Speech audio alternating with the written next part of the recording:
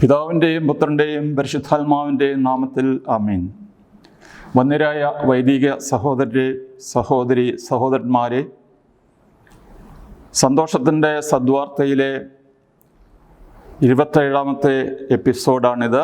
ഉയർപ്പിന് ശേഷം 3-ാം ഞായർ. നമുക്ക് പ്രാർത്ഥനയോടെ സമാരംഭിക്കാം. ദൈവമായ കർത്താവേ, നിൻ്റെ ദൈവവചനങ്ങൾ തിരിച്ചറിയുവാനും നിൻ്റെ വിശുദ്ധ സുവിശേഷത്തിൻ്റെ അർത്ഥം ഗ്രഹിക്കുവാനുമുള്ള കഴിവ് ഞങ്ങൾക്ക് നൽകണമേ. നിൻ്റെ ദിവ്യദാനങ്ങളുടെ സമൃദ്ധിയും പരിശുദ്ധാത്മ നൽവരങ്ങളും കൊണ്ട് ഞങ്ങളെ നിറയ്ക്കണമേ. സന്തോഷപൂർവ്വം നിൻ്റെ കൽപ്പനകൾ ആചരിക്കുവാനും തിരുഹിതം നിറവേറ്റുവാനും നിൻ്റെ അനുഗ്രഹങ്ങൾക്കും കരുണയ്ക്കും അർഹരായി ഭവിക്കുവാനും ഇപ്പോഴും എല്ലാ സമയത്തും എന്നേക്കും ഞങ്ങളെ യോഗ്യരാക്കണമേ. ആമീൻ. വിശുദ്ധ ലൂക്കായുടെ സുവിശേഷം 24-ാം അധ്യായം 13 മുതൽ 35 വരെയുള്ള വാക്യങ്ങൾ. ആ ദിവസം തന്നെ അവരിൽ 2 പേർ ജെറുസലേമിൽ നിന്ന് ഏകദേശം 60 സ്താദിയോൺ അകലെയുള്ള എമ്മൗസ് ഗ്രാമത്തിലേക്ക് പോവുകയായിരുന്നു. ഈ സംഭവങ്ങളെക്കുറിച്ചെല്ലാം അവർ സംസാരിച്ചു കൊണ്ടിരുന്നു. അവർ സംസാരിക്കുകയും വാദിക്കുകയും ചെയ്തുകൊണ്ട് പോകുമ്പോൾ യേശുവും അടുത്തെത്തി അവരോടൊപ്പം യാത്ര ചെയ്തു. എന്നാൽ അവനെ തിരിച്ചറിയുവാൻ കഴിയാത്ത വിധം അവരുടെ കണ്ണുകൾ മൂടപ്പെട്ടിരുന്നു. അവൻ അവരോട് ചോദിച്ചു, എന്തിനെക്കുറിച്ചാണ് നിങ്ങൾ സംസാരിക്കുന്നത്? അവർ മ്ലാനവദനരായി നിന്നു.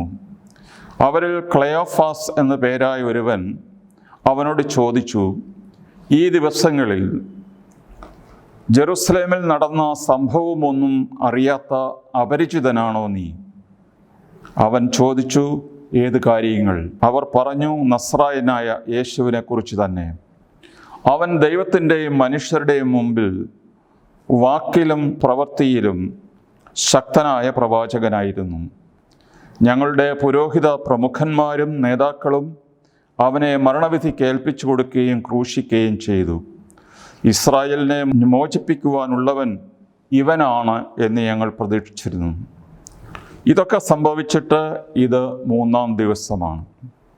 ഞങ്ങളുടെ കൂട്ടത്തിലുള്ള ചില സ്ത്രീകൾ ഞങ്ങളെ വിസ്മയിപ്പിച്ചു. ഇന്ന് രാവിലെ അവർ കല്ലറയിങ്കൽ പോയിരുന്നു. അവൻ്റെ ശരീരം അവർ അവിടെ കണ്ടില്ല.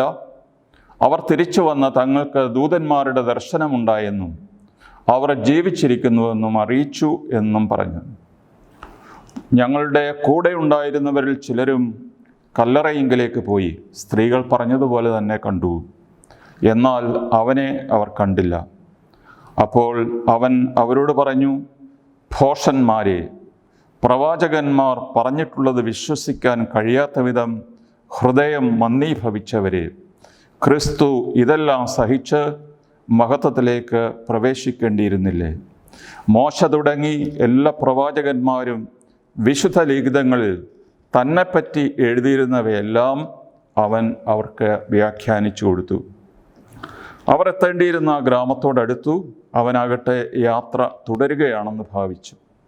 അവർ അവനെ നിർബന്ധിച്ചുകൊണ്ട് പറഞ്ഞു, ഞങ്ങളുടെ കൂടെ താമസിക്കുക. നേരം വൈകുന്നു, പകൽ അസ്തമിക്കാറായി. അവൻ അവരോടുകൂടി താമസിക്കുവാൻ കയറി. അവരോടൊപ്പം ഭക്ഷണത്തിൽ ഇരുന്നപ്പോൾ അവൻ അപ്പമെടുത്ത് ആശീർവദിച്ച് മുറിച്ച് അവർക്ക് കൊടുത്തു. അപ്പോൾ അവരുടെ കണ്ണുകൾ തുറക്കപ്പെട്ടു. അവർ അവനെ തിരിച്ചറിഞ്ഞു. പക്ഷേ അവൻ അവരുടെ മുമ്പിൽ നിന്ന് അപ്രത്യക്ഷനായി. അവർ പരസ്പരം പറഞ്ഞു, വഴിയിൽ വെച്ച് അവർ വിശുദ്ധ ലിഖിതം വിശദീകരിച്ചുകൊണ്ട് നമ്മോട് സംസാരിച്ചപ്പോൾ നമ്മുടെ ഹൃദയം ജ്വലിച്ചിരുന്നില്ലേ? അവർ അപ്പോൾ തന്നെ എഴുന്നേറ്റ് ജെറുസലേമിലേക്ക് തിരിച്ചുപോയി. അവിടെ കൂടിയിരുന്ന 11 പേരെയും അവരോടൊപ്പം ഉണ്ടായിരുന്നവരെയും കണ്ടു. കർത്താവ് സത്യമായും ഉയർത്തെഴുന്നേറ്റു, ശിമവോന് പ്രത്യക്ഷപ്പെട്ടു എന്നവർ പറഞ്ഞുകൊണ്ടിരിക്കുകയായിരുന്നു. വഴിയിൽ വെച്ച് സംഭവിച്ചതും അപ്പം മുറിക്കുമ്പോൾ തന്നെ അവർ തിരിച്ചറിഞ്ഞതും അവരും വിവരിച്ചു. ദൈവമേ, സ്തുതിക്ക് യോഗ്യമാവുന്നു. ബാറിക്കുമോ. പ്രിയ സഹോദരങ്ങളെ, എമ്മൗസിലേക്ക് പോയ ശിഷ്യന്മാരുടെ കഥ കൊച്ചു കുഞ്ഞുങ്ങൾക്ക് പോലും സുപരിചിതമാണ്. വലിയ വ്യാഖ്യാനങ്ങളുടെ ആവശ്യമില്ല. പ്രാരംഭമായിട്ട് ഏതാനും ചില റിമാർക്സ് പറയാനായിട്ട് ഞാൻ ആഗ്രഹിക്കുകയാണ്. നമുക്കറിയാം, സുവിശേഷങ്ങൾ എഴുതപ്പെട്ടത് AD 65-നും 100-നും ഇടയ്ക്കാണ്. അപ്പോഴേക്കും യേശുവിൻ്റെ ജീവിതകാലം കഴിഞ്ഞ് ഏതാണ്ട് 3 തലമുറകൾ പിന്നിട്ടിരുന്നു. അക്കാലത്ത് ജീവിച്ചിരുന്നവരിൽ ആരും യേശുവിനെ ശരീരത്തിൽ കണ്ടിട്ടില്ല. അതിനാൽ പ്രത്യേകിച്ച് ആദിമ കാലസഭ പീഡിപ്പിക്കപ്പെട്ടിരുന്ന അവസരത്തിൽ അവരെ യേശുവിൻ്റെ സ്നേഹം അവർക്ക് വെളിപ്പെടുത്തി കൊടുക്കുവാനും അങ്ങനെ അവരെ ശക്തിപ്പെടുത്തുവാനും ഒരു ബോധപൂർവമായ ശ്രമം ഈ സുവിശേഷത്തിൽ നടക്കുന്നുണ്ട്. വിശ്വാസികളെ ശക്തിപ്പെടുത്തുന്നത് 2 കാര്യങ്ങളാണ്. യേശു ഒരു ചരിത്രത്തിൻ്റെ ഭാഗമല്ല, യേശു ഇന്ന് ജീവിക്കുന്ന ആളാണ്. അതിനാൽ യേശുവിനെ അന്നത്തെ ക്രിസ്ത്യാനികൾക്ക് അറിയാൻ സാധിക്കും through the scriptures and breaking of the bread. പരിശുദ്ധ വചനത്തിലൂടെയും പരിശുദ്ധ കുർബാനയിലൂടെയും വിശ്വാസികൾക്ക് കർത്താവുമായിട്ട് നേരിട്ട് ബന്ധപ്പെടാനായിട്ട് സാധിക്കും. രണ്ടാമതായി, ഈ കഥ പഴയ നിയമത്തിലെ ഉൽപ്പത്തി 18-ാം അധ്യായം 1 മുതൽ 15 വരെയുള്ള വാക്യങ്ങളെ നമ്മളെ ഓർമ്മപ്പെടുത്തുന്നു. അത് ചുരുക്കമായിട്ട് ഇതാണ്: അബ്രഹാമും സാറായും 3 വഴിപോക്കരെ, അവർ ദൈവത്തിൻ്റെ മാലാഖമാർ ആണ് എന്ന് തിരിച്ചറിയാതെ അവരെ സ്വന്തം കൂടാരത്തിലേക്ക് ക്ഷണിക്കുകയും അവർക്ക് പ്രൗഢഗംഭീരമായ ഭക്ഷണം ഒരുക്കി അവരെ സൽക്കരിക്കുകയും ചെയ്ത ആ കഥ നമ്മളെ അനുസ്മരിപ്പിക്കുകയാണ്. മൂന്നാമതായി, ഈ എമൗസ് സ്റ്റോറി അത് ലിറ്റർജിക്കൽ ടെർമിനോളജി, പദപ്രയോഗങ്ങൾ ധാരാളം ഇവിടെ നമുക്ക് കാണാൻ സാധിക്കും. ജോവാക്കിം ജെറമിയസ് എന്ന് പറയുന്ന ദൈവശാസ്ത്രജ്ഞൻ യൂക്കറിസ്റ്റിക് വേർബ്സ് പ്രത്യേകമായി പഠിക്കുകയുണ്ടായി. അത് നമുക്കെല്ലാവർക്കും അറിയാം. ജീസസ് ടുക്ക് ബ്രെഡ്, ബ്ലെസ്ഡ്, ബ്രോക്ക്, ഗേവ്. യേശു അപ്പമെടുത്തു, ആശീർവദിച്ചു, മുറിച്ചു, കൊടുത്തു. ഇത് പരിശുദ്ധ കുർബാനയുടെ ക്രിയകളാണ് എന്ന് അദ്ദേഹം തെളിയിച്ചു. അത് യേശു അപ്പം വർദ്ധിപ്പിക്കുമ്പോഴും കുർബാന സ്ഥാപിച്ചപ്പോഴും ഇപ്പോൾ എമൗസിലെ ശിഷ്യന്മാരോടൊപ്പം അത്താഴം കഴിച്ചപ്പോഴും ഇതേ ക്രിയകൾ തന്നെയാണ് നമ്മൾ കാണുക. അതുപോലെ ഇവർ തിരിച്ച് ജെറുസലേമിൽ ചെന്ന് ശിഷ്യ സമൂഹത്തിൽ പ്രവേശിച്ചു കഴിഞ്ഞപ്പോൾ അവരും ഈ സ്റ്റോറി പറഞ്ഞുകൊണ്ടിരിക്കുകയാണ്. കർത്താവിനെ അവർ കണ്ടു എന്നുള്ള സ്റ്റോറി. അതിനാൽ അവർ ഒരു വലിയ വിശ്വാസ പ്രഖ്യാപനം നടത്തുകയാണ്. The Lord has risen indeed. കർത്താവായ യേശു സത്യമായും ഉയർത്തെഴുന്നേറ്റു. ഇത് ആദിമസഭയിലെ പരിശുദ്ധ ആരാധനക്രമത്തിലെ ഒരു വിശ്വാസ പ്രഖ്യാപനമാണ്. ആകട്ടെ, നമുക്ക് ഇതിൻ്റെ ബൈബിൾ വ്യാഖ്യാനത്തിലേക്ക് കടക്കാം. ഈ സ്റ്റോറി ആരംഭിക്കുന്നത് 2 of them. നേരത്തെ അപ്പസ്തോലന്മാരുടെ കാര്യങ്ങൾ പറയുന്നത് കാരണം അവരിൽ 2 പേർ എന്ന് പറയുമ്പോൾ 2 അപ്പസ്തോലന്മാരെയാണ് നമ്മൾ മനസ്സിലാക്കിയത്. എന്നാൽ അപ്പസ്തോലന്മാരുടെ പട്ടികയിൽ ക്ലെയോഫാസ് എന്നു പേരായ ഒരാളില്ല. അതിനാൽ അദ്ദേഹം അപ്പസ്തോലനല്ല എന്നുള്ളത് തീർച്ച. ക്ലയോഫാസിന് സമാനമായ വേറൊരു പേര് യോഹന്നാൻ്റെ സുവിശേഷം 19-ാം അധ്യായം 25-ാം വാക്യത്തിൽ നമ്മൾ കാണുന്നു. കർത്താവിൻ്റെ കുരിശിൻ ചുവട്ടിൽ പല മറിയാമ്മമാർ നിൽക്കുന്നുണ്ടായിരുന്നു. ഒരാളെ വേറെ ഒരു മറിയാമ്മയിൽ നിന്ന് തിരിച്ചറിയാൻ വേണ്ടി ക്ലോഫാസിൻ്റെ ഭാര്യയായ മറിയം എന്ന് എടുത്തു പറഞ്ഞിട്ടുണ്ട്. അപ്പോൾ സുവിശേഷത്തിൽ ലൂക്ക 24:19 യോഹന്നാൻ 19:25 മാത്രമേ ഈ പേര് പ്രത്യക്ഷപ്പെടുന്നുള്ളൂ. പക്ഷേ ഒരിടത്ത് ക്ലയോഫാസ് എന്നും മറ്റിടത്ത് ക്ലോഫാസ് എന്നുമാണ്. ഇവർ രണ്ടുപേരും ഒന്നാണോ രണ്ടാണോ? ആദിമകാല കത്തോലിക്ക സഭയിലെ ബൈബിൾ വ്യാഖ്യാതാക്കൾ, അതുപോലെ ഓർത്തഡോക്സ് സഭകളിലെ വ്യാഖ്യാതാക്കൾ എല്ലാവരും ഈ ക്ലയോഫാസും ക്ലോഫാസും ഒരേ ആൾ തന്നെയാണ് എന്നുള്ള രീതിയിലാണ് വ്യാഖ്യാനം ചെയ്യുന്നത്. അപ്പോൾ ഇവരാരാണ്? ലൂക്ക 10:1-12 വരെ വാക്യങ്ങളിൽ യേശു അപ്പസ്തോലന്മാരെ കൂടാതെ 72 പേരെ തിരഞ്ഞെടുത്ത് അവരെ 2 പേരായി താൻ പോകാനിരുന്ന എല്ലാ പട്ടണങ്ങളിലേക്കും നാട്ടിൻപുറങ്ങളിലേക്കും അയച്ചു എന്ന് നാം വായിക്കുന്നു. തനിക്ക് മുമ്പേ അയച്ചു. അപ്പോൾ ഈ 72 പേരുടെ ഗണത്തിലുള്ളവരായിരിക്കാം ഈ ക്ലയോഫാസ് എന്ന് പറയുന്ന ശിഷ്യനും അദ്ദേഹത്തിൻ്റെ സഹയാത്രികനും എന്ന് നമ്മൾ അനുമാനിക്കേണ്ടിയിരിക്കും. ഇന്ന് പ്രത്യേകിച്ച് പ്രൊട്ടസ്റ്റൻ്റ് വ്യാഖ്യാതാക്കൾ ഈ 2 പേര്, ഒന്ന് ക്ലോഫാസും രണ്ടാമത്തെ യാത്രികനല്ല യാത്രിക അദ്ദേഹത്തിൻ്റെ ഭാര്യയുമായിരുന്നു എന്ന് പറയാനാണ് ആധുനിക വ്യാഖ്യാതാക്കൾ ഇഷ്ടപ്പെടുക. അതിൻ്റെ കാരണം നേരം സന്ധ്യയായപ്പോൾ ഇവർ 2 പേരും യേശുവിനെ, ഈ സഹയാത്രികനായി കൂടെ ഉണ്ടായിരുന്ന ഉയർത്തെഴുന്നേറ്റ യേശുവിനെ 2 പേരും കൂടി ഒരുമിച്ച് ക്ഷണിക്കുന്നു, ഞങ്ങളുടെ ഭവനത്തിലേക്ക് വരിക. അതുകൊണ്ട് ഒരുപക്ഷെ അത് ഭാര്യയും ഭർത്താവുമായിരിക്കാനുള്ള സാധ്യത തള്ളിക്കളയാൻ പറ്റില്ല. കാരണം യേശുവിൻ്റെ വിശാലമായ ശിഷ്യഗണത്തിൽ പുരുഷന്മാരെക്കാൾ കൂടുതൽ സ്ത്രീകൾ ഉണ്ടായിരുന്നു എന്ന് നമ്മൾ അനുമാനിക്കേണ്ടിയിരിക്കുന്നു. അതുകൊണ്ട് അത് അസാധ്യമായ കാര്യമല്ല.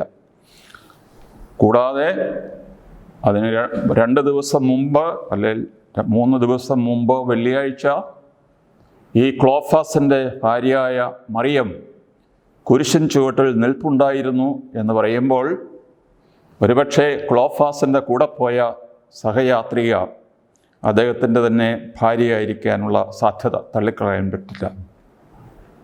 2, എമ്മൗസ് എന്ന സ്ഥലം എവിടെയാണ്? എമ്മൗസ് എന്ന പേരിൽ ഇന്ന് ഒരു സ്ഥലമില്ല. നമ്മൾ അതിൻ്റെ ചരിത്രം പഠിക്കുന്ന അവസരത്തിൽ ജെറുസലേമിൻ്റെ വടക്ക് പടിഞ്ഞാറായി 50-60 സ്ഥാദിയ. 60 സ്ഥാദിയ എന്ന് പറയുന്നത് ഒരു റോമൻ അളവാണ്. അത് ഇന്ന് കിലോമീറ്ററുമായിട്ട് താരതമ്യപ്പെടുത്തുമ്പോൾ 11 കിലോമീറ്റേഴ്സ്. അപ്പോൾ ജെറുസലേം 2500 അടി ഉയരമുള്ള ഒരു പർവ്വതമാണ്. പർവ്വതത്തിൽ നിന്ന് വടക്ക് പടിഞ്ഞാറ് ചരിവിലേക്ക് 11 കിലോമീറ്റർ നടക്കുമ്പോൾ ഇന്ന് മോഡേൺ ഹീബ്രുവിൽ ആ പട്ടണം അറിയപ്പെടുന്നത് മോട്സ എന്നാണ്. അത് അയ്യലോൺ എന്ന് പറയുന്ന ഒരു താഴ്വരയിലാണ്. അവിടെ ഇന്ന് കൂടുതലും അറബികളാണ്. അതുകൊണ്ട് അറബിയിൽ ആ സ്ഥലത്തെ വിളിക്കുന്നത് എൽ ക്യുബേബെ എന്നാണ്. ഞാൻ ജെറുസലേമിൽ പഠിക്കുമ്പോൾ ഉയർപ്പ് കഴിഞ്ഞിട്ടുള്ള തിങ്കളാഴ്ച രാവിലെ എന്നോടൊപ്പം പഠിച്ചിരുന്ന വൈദികരും സിസ്റ്റേഴ്സും ഞങ്ങളെ പഠിപ്പിച്ചിരുന്ന ഒരു പ്രൊഫസറുടെ നേതൃത്വത്തിൽ വെളുപ്പിനെ 4 മണിക്ക് എഴുന്നേറ്റ് നടന്നിട്ട് ഉദ്ദേശം 7:30 മണിയായപ്പോഴാണ് എമ്മൗസിലെത്തിയത്. ചെറിയ വിശ്രമത്തിന് ശേഷം ഞങ്ങൾ അവിടെ ഓപ്പൺ എയറിൽ പരിശുദ്ധ കുർബാന ചൊല്ലി വിശ്രമിച്ച് പിന്നീട് വാഹനത്തിൽ തിരികെ വന്ന കാര്യം ഞാൻ ഓർക്കും. അപ്പോൾ ഇന്ന് തീർത്ഥാടകർ ഈ 11 കിലോമീറ്റർ നടക്കാൻ ഇഷ്ടപ്പെടുന്ന ധാരാളം പേരുണ്ട്. അത് തീർച്ചയായിട്ടും ഒരു നല്ല തീർത്ഥാടനമാണ്. ഒരു നാടൻ വഴിയിലൂടി, മഡ് റോഡിലൂടി, കയറ്റവും ഇറക്കവും ഒക്കെയായിട്ടുള്ള വഴിയിലൂടി നടക്കുന്നത് തീർച്ചയായിട്ടും ഒരു പ്രായശ്ചിത്ത പ്രവൃത്തി കൂടിയാണ്.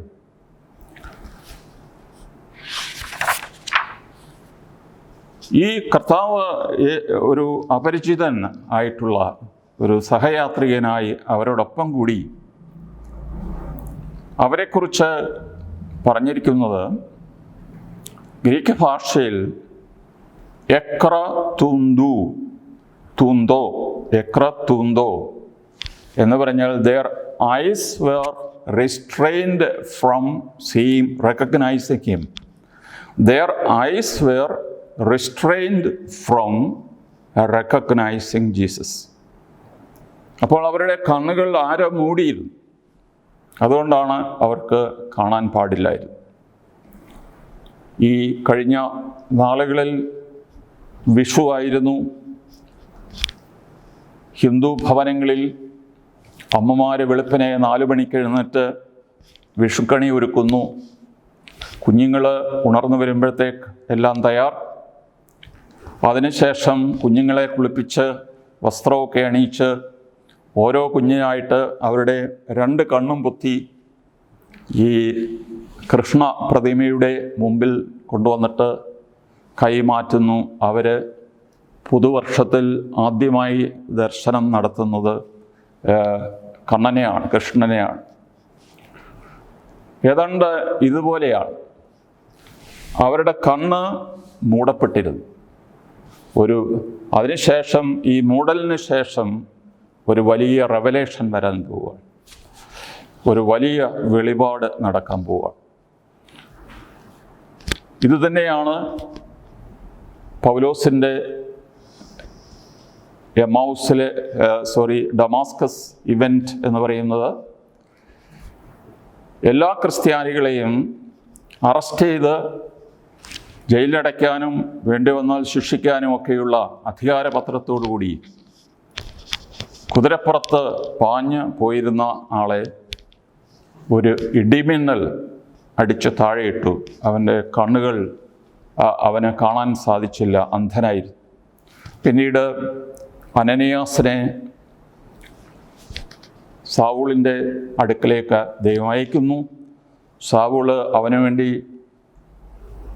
അവൻ്റെ തലയിൽ കൈവച്ച് പ്രാർത്ഥിച്ചു കഴിഞ്ഞപ്പോൾ അവൻ്റെ കണ്ണിൽ നിന്ന് ചെതുമ്പൽ പോലെ എന്തോ അടർന്നു വീണു. അവന് വീണ്ടും കാഴ്ച ലഭിച്ചു എന്ന് നാം വായിക്കുന്നുണ്ട്.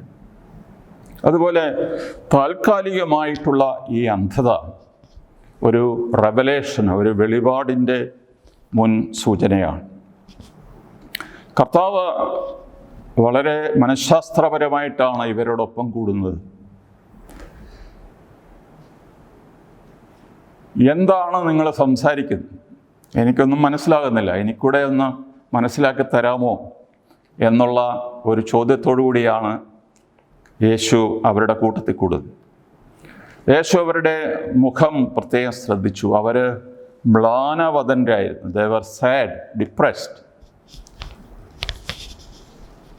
അങ്ങനെ അവർ പറയുന്ന കാര്യങ്ങൾ നമുക്കെല്ലാം സുപരിചിതമാണ്. We had hoped. അത് പാസ്റ്റ് പെർഫെക്റ്റ് ടെൻസാണ്. എന്ന് പറയുമ്പോൾ ഞങ്ങൾ വിചാരിച്ചിരുന്നു അവനാണ് ഇസ്രായേലിനെ രക്ഷിക്കാൻ പോകുന്ന വിമോചകൻ എന്ന്. പക്ഷേ ഞങ്ങളുടെ പ്രധാനാചാര്യന്മാരും ജനപ്രമാണികളും അവനെ പിടിച്ച് ക്രൂശിച്ചു. അവൻ മരിച്ചു, അടക്കപ്പെട്ടു. ഇത് 3-ാം ദിവസമാണ്. ഇത് 3-ാം ദിവസമാണ് എന്ന് പറയുമ്പോൾ അടക്കിയ ഒരു ശരീരം ചീയുന്ന നേരമാണ് 3-ാം ദിവസം. കാരണം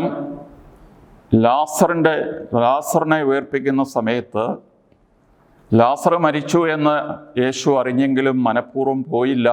4-ാം ദിവസമാണ് സ്ഥലത്തെത്തുക. അപ്പോൾ സഹോദരിമാർ പറയുന്നുണ്ട്, ഇത് 4-ാം ദിവസമാണ്, ഇപ്പോൾ ശവം നാറുന്നുണ്ടാവും, നീ കബറിലേക്ക് പോകണ്ട എന്നുള്ള അർത്ഥത്തിൽ നാറ്റം ഉണ്ടാകും എന്ന്. അതിനാൽ ഇവിടെ എല്ലാ പ്രതീക്ഷകളും അസ്തമിച്ചു. കാരണം യേശുവിൽ വലിയ പ്രതീക്ഷ അവരർപ്പിച്ചിരുന്നു, അതെല്ലാം തീർന്നു. ഇതിൻ്റെ ശക്തി മുഴുവൻ യേശുവിൻ്റെ ക്രൂശീകരണത്തിൽ പ്രകടിപ്പിച്ചു. പട്ടാളക്കാരെ, പ്രധാന ആചാര്യന്മാർ പട്ടാളക്കാരെ കാവൽ നിർത്തി മുദ്ര വെച്ചു, ഇനി തീർന്നു എന്നാണ് അവർ പറയുന്നത്. എന്നാൽ യേശു അവരെ വഴക്ക് പറയുകയാണ്. യു ഫൂളിഷ്, മൂഢന്മാരെ, പ്രവാചകന്മാർ പറഞ്ഞത് മനസ്സിലാക്കാൻ മന്ദീഭവിച്ച ബുദ്ധിയുള്ളവരെ. ഇത് രണ്ടും ഇന്നത്തെ ഭാഷയിൽ ഒരാളെ ഫൂൾ എന്ന് വിളിക്കുന്നതും നീ ഒരു മന്ദബുദ്ധിയാണ് എന്ന് പറയുന്നതും ഒരു ഒഫൻസീവായിട്ടുള്ള വാക്കുകൾ. നമ്മളെ സംബന്ധിച്ച് കർത്താവ് അവരെ വഴക്ക് പറയുന്നെങ്കിലും വളരെ ക്ഷമയോടുകൂടി യേശു ലോകരക്ഷയ്ക്ക് വേണ്ടി സഹിക്കേണ്ടിയിരുന്നെന്നും മരിക്കേണ്ടിയിരുന്നെന്നും അവൻ 3-ാം ദിവസം ഉയർത്തെഴുന്നേൽക്കും എന്നുള്ള പ്രവചനങ്ങളെല്ലാം ഓരോന്നോരോന്നായി വിശദീകരിച്ചു കൊടുത്തു. അങ്ങനെ അവർ മുമ്പോട്ട് പോകുന്ന അവസരത്തിൽ നേരം സന്ധ്യയായി. കർത്താവ് വേറൊരു വഴിക്ക് പോകാനായിട്ട് ഒരു ഭാവം നടിച്ചു. അപ്പോൾ അവർ പറഞ്ഞു, ഇന്ന് പോകണ്ട, ഞങ്ങളുടെ കൂടെ താമസിക്കുക, ഞങ്ങൾ ഭക്ഷണം ഒരുക്കിത്തരാം, വിശ്രമിച്ചിട്ട് നാളെ പോകാം. കർത്താവ് ആദ്യം അങ്ങനെ ഒരു ഭാവം നടിച്ചെങ്കിലും അവരോടൊപ്പം കയറി കൈയും കാലുമൊക്കെ കഴുകി ഭക്ഷണത്തിലിരുന്ന അവസരത്തിൽ കർത്താവ് അപ്പമെടുത്ത് ആശീർവദിച്ച് മുറിച്ച് അവർക്ക് കൊടുത്തു കഴിഞ്ഞപ്പോൾ ഈ വിഷുക്കണിയുടെ ദിവസത്തിൽ കുഞ്ഞുങ്ങളുടെ കണ്ണ് തുറക്കുന്നത് പോലെ അവരുടെ കണ്ണ് തുറക്കപ്പെട്ടു. അവർ യേശുവിനെ ഉയർത്തെഴുന്നേറ്റ് യേശുവിനെ തിരിച്ചറിഞ്ഞു കഴിഞ്ഞപ്പോൾ യേശു ഉടനടി അവരുടെ മുമ്പിൽ നിന്ന് അപ്രത്യക്ഷനായി. യേശു എന്തുകൊണ്ടാണ് ഉടനെ അപ്രത്യക്ഷനായത്? ഞങ്ങളെ ധ്യാനിപ്പിച്ച ഒരു അച്ഛൻ പറഞ്ഞു, ഒരു സൺഡേ സ്കൂളിൽ ഇതേ ചോദ്യം യേശു ഈ ഒരു വൈദികൻ അവിടുത്തെ കുഞ്ഞുങ്ങളോട് ചോദിച്ചു. ഒരു കുഞ്ഞ് കഴിഞ്ഞിട്ട് പറഞ്ഞു, യേശു അപ്പത്തിലേക്ക് കയറി ഒളിച്ചു, അത് കാരണം യേശുവിന് ഇനി നേരിട്ട് അവിടെ സന്നിഹിതനാകേണ്ട ആവശ്യമില്ല. യേശു അപ്പത്തിൽ കയറി ഒളിച്ചു. ഒരു കുഞ്ഞിൻ്റെ ഭാഷയിൽ അതാണ് നമ്മൾ വിശ്വസിക്കുന്ന റിയൽ പ്രസൻസ്, കുർബാനയിലെ കർത്താവിൻ്റെ യഥാർത്ഥ സാന്നിധ്യം. അതുകൊണ്ട് യേശു ഫിസിക്കലായിട്ട് അവിടെ പ്രസൻ്റ് ആകണമെന്നില്ല. യേശു മിസ്റ്റിക്കലായിട്ട്, രഹസ്യാത്മകമായിട്ട് അവിടെ തീർച്ചയായിട്ടും യഥാർത്ഥ സാന്നിധ്യത്തിലുണ്ട്. അപ്പോൾ അവർ ഉടനെ തിരിച്ചറിയുകയാണ്, പുറകോട്ട് ചിന്തിക്കുകയാണ്. വഴിയിൽ വെച്ച് അവൻ വചനങ്ങൾ വിവരിച്ചു തന്നപ്പോൾ നമ്മുടെ ഹൃദയം ജ്വലിച്ചില്ലേ? ഇപ്പോൾ കണ്ണുകൾ തുറന്നില്ലേ അപ്പം വാഴ്ത്തി കിട്ടിയപ്പോൾ? അപ്പോൾ ആദ്യം യേശു അവരെ കുറ്റപ്പെടുത്തിയത് ഹൃദയം മന്ദീഭവിച്ചവരെന്നാണ്. എന്നാൽ യേശു അവരെ കയ്യിലെടുത്ത് ആ മന്ദീഭവിച്ച ഹൃദയം ജ്വലിപ്പിച്ചു. അടഞ്ഞ കണ്ണുകൾ തുറന്നു. അവർ അപ്പോൾ തന്നെ എഴുന്നേറ്റ്, ഒരുപക്ഷെ അപ്പോൾ എന്ന് പറയുന്നത് ചിലപ്പോൾ പാതിരാത്രിയായി കാണും. 11 മണിക്കൂർ ഒട്ടും നിരപ്പല്ലാത്ത നല്ല കയറ്റമുള്ള ഈ മഡ് റോഡിലൂടെ ഉടനടി പാതിരാത്രിക്ക് എഴുന്നേറ്റ് അവർ തിരിച്ച് ജെറുസലേമിലേക്ക് പോയി. ഇത് ഒരു വലിയ ആവേശമാണ്. ഇന്ന് രാവിലെ രാത്രിയിലെ കൗമയിൽ സഹോദരന്മാരോടായിട്ട് ചോദിക്കുന്നു, ശത്രുക്കൾ നിങ്ങളുടെ കഴുത്ത് വെട്ടിയപ്പോൾ നിങ്ങൾക്ക് വേദനിച്ചില്ലേ? അവർ പറഞ്ഞു, വേദനിച്ചില്ല. കാരണം ഞങ്ങൾ കുരിശിലേക്ക് നോക്കിയപ്പോൾ യേശുവിൻ്റെ രക്തം ഒലിക്കുന്നത് കണ്ടു. അത് കണ്ടപ്പോൾ ഞങ്ങൾ ഒരു ഉന്മാദ ലഹരിയിലായി. ഈ ഉന്മാദ ലഹരിയിൽ വേദന എന്താണെന്ന് ഞങ്ങൾ അറിഞ്ഞില്ല എന്ന്. അതിനാൽ ഈ ശിഷ്യന്മാർ, എമ്മൗസിലേക്ക് പോയ ശിഷ്യന്മാർ, ക്ഷീണമോ ഉറക്കമോ വിശപ്പോ ഇതൊന്നും അറിയാതെ ഒരു ഉന്മാദ ലഹരിയിൽ തിരിച്ച് ഉടനടി ജെറുസലേമിലേക്ക് പോവുകയാണ്. പ്രിയപ്പെട്ട സഹോദരങ്ങളെ, ഇതുപോലെയുള്ള ഒരു ആവേശം നമുക്ക് എല്ലാവർക്കും ആവശ്യമാണ്. ജെറുസലേം, എമ്മൗസ്, ഇത് 2 സ്ഥലങ്ങൾ എന്നതിനേക്കാൾ 2 ആർക്കിടൈപ്പൽ റിയാലിറ്റീസ് എന്ന് പറഞ്ഞാൽ പ്രാഗ് രൂപങ്ങളായിട്ട് എടുക്കുക. സ്ഥലമാണെന്നുള്ളത് വിസ്മരിക്കുക. അപ്പോൾ ജെറുസലേം എന്ന് പറയുന്നത് ലൈഫ് ഷാറ്റേഡ് എന്ന് പറഞ്ഞാൽ, ജെറുസലേം കർത്താവിൻ്റെ സഫറിങ്, ഡെത്ത്, ബെറിയൽ, പിന്നീടാണല്ലോ ഉയർപ്പിൻ്റെ അനുഭവത്തിലേക്ക് വരുന്നത്. അവർ വളരെ നിരാശരായിരുന്നു. അവർ പ്രതീക്ഷിച്ചിരുന്ന കാര്യങ്ങളൊന്നും നടന്നില്ല. Unmet expectations. ഒരുപക്ഷെ 3 വർഷം യേശുവിൻ്റെ പുറകെ നടന്നത് മണ്ടത്തരമായിപ്പോയി എന്ന് അവർക്ക് തോന്നിക്കാണും. Have we made a wrong choice? Is my life shattered? എൻ്റെ ജീവിതം തകർന്നോ? ക്ലെയോഫാസും യാത്രികനല്ലെങ്കിൽ യാത്രികയും ഇതുപോലുള്ള ഒരു മാനസിക ഭാവത്തിലായിരുന്നു. അവർ ലൈഫ് ഈസ് ഷാറ്റഡ്. എന്നാൽ എമ്മൗസിലെ ഇവൻറ്റ്, ആ സംഭവത്തിന് ശേഷം what we see is life restored. പുനരുദ്ധരിക്കപ്പെട്ട ഒരു ജീവിതം. അതുകൊണ്ട് അവർ നിരാശരായിരുന്നെങ്കിലും അവരുടെ മനസ്സിലെപ്പോഴും കർത്താവിൻ്റെ സ്നേഹത്തിന് വേണ്ടിയിട്ടുള്ള ഒരു ദാഹമുണ്ടായിരുന്നു. അവർക്ക് they had a hunger for love. They had a hunger for wholeness and restoration. ഈ വലിയ ദാഹം കൊണ്ടാണ് യേശുവിനെ അങ്ങ് യാത്രികനായി പറഞ്ഞുവിടാതെ സ്റ്റേ വിത്ത് us. 2004 പരിശുദ്ധ കുർബാനയെക്കുറിച്ച് വിശുദ്ധ ജോൺ പോൾ II മാർപ്പാപ്പ എഴുതിയ ചാക്രിയ ലേഖനത്തിൻ്റെ പേര് മാനെ നൊബിസ്കും ദോമിനെ, ലോർഡ് സ്റ്റേ വിത്ത് us. അങ്ങനെ കർത്താവ് നമ്മളോടൊപ്പം വസിക്കുമ്പോഴും അവൻ തൻ്റെ വചനമാകുന്ന അപ്പവും തൻ്റെ ശരീരമാകുന്ന അപ്പവും നമുക്ക് മുറിച്ചു തരുമ്പോൾ നമ്മുടെ തന്നെ ബ്രോക്കൺനെസ്, നമ്മുടെ ഷാറ്റേഡ് ലൈഫ് ബിക്കംസ് റീസ്റ്റോർഡ്. ഒരു മുട്ടത്തോടിൽ നിന്ന് കോഴിക്കുഞ്ഞ് പുറത്തു വന്ന് ലോകം എന്താണ് എന്ന് കാണുന്നത് പോലെ ഒരു പുതിയ ദർശനം അവർക്ക് ലഭിക്കുകയാണ്.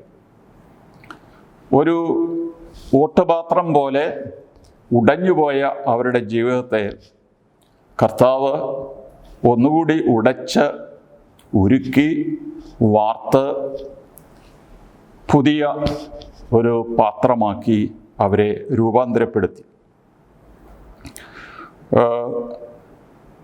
നമ്മളെ സംബന്ധിച്ച് നമ്മുടെ എല്ലാവരുടെയും ജീവിതത്തിൻ്റെ അവസ്ഥ ഈ എമ്മൗസിലേക്ക് പോയ ശിഷ്യന്മാരുടേതുപോലെ ആയിരിക്കാം. പല കാരണങ്ങളാൽ നമ്മുടെ പ്രതീക്ഷകളൊന്നും നടന്നിട്ടില്ല. നമ്മൾ ഡിപ്രസ്ഡാണ്. ഈ ദിവസങ്ങളിൽ തന്നെ ധാരാളം പേര് ആത്മഹത്യ ചെയ്യുന്നു. എറണാകുളത്തെ ഒറ്റപ്പാലത്തിൽ നിന്ന് ഇന്നലെയും മിനിഞ്ഞാന്നുമായിട്ട് 3 പേരാണ് ആത്മഹത്യ ചെയ്തത്. കോവിഡ് വർദ്ധിക്കുന്നതനുസരിച്ച് ആത്മഹത്യകൾ പെരുകുന്നു. അപ്പോൾ നമ്മളെ സംബന്ധിച്ച് നമ്മുടെ ജീവിതം അങ്ങനെ അവസാനിപ്പിക്കാൻ, ജീവിതം തന്നവന് മാത്രമേ ജീവിതം എടുക്കുവാൻ പറ്റുകയുള്ളൂ. അതിനാൽ ഈ സംഘട്ടനങ്ങൾ, മാനസിക സംഘർഷങ്ങൾ, ദാരിദ്ര്യം, തൊഴിലില്ലായ്മ, ഭാവി അടച്ചുപോയി എന്നൊക്കെ നമുക്ക് ചിന്ത വരുന്ന അവസരത്തിൽ മാനെ നൊബീസ്കും ദോമനെ, കർത്താവെ ഞങ്ങളോടൊപ്പം കയറി താമസിക്കണമേ എന്ന് എമ്മൗസിലേക്ക് പോയ ശിഷ്യന്മാരോടൊപ്പം നമുക്ക് പ്രാർത്ഥിക്കാം. ദൈവം നിങ്ങളെ അനുഗ്രഹിക്കട്ടെ.